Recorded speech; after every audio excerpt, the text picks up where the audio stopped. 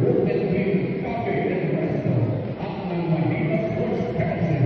Mano by Southern Bar.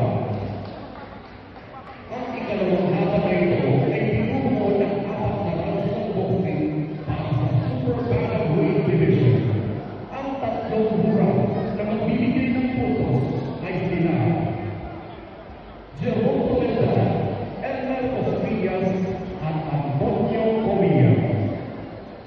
Ang ikatlong tao sa loob ng zona na makakasiwa sa ating laban ay si Reverend Oliver Garcia. Ipinapakilala mula sa asul na auto na nakasuot na natin. Opisyal na lima, 108.4 pounds. Ang kanyang record, apat na panalo, wala pang talo. Dalawa sa kanyang panalo ay knockout at may dalawang tabla. Mula sa Glencoe Boxing Gym na pagkamayari ay Glencoe Boxing. Mga kababayan, natin na si Joel Espinosa!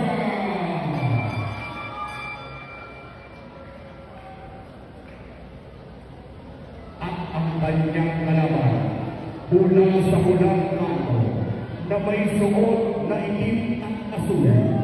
Siya ay may malinis na kartada na may tatlong panalo at hindi pa nakatalo. Mula sa Arcillas Boxing Gym, Del Mar, Tondo, Manila, nandito na ating panalo.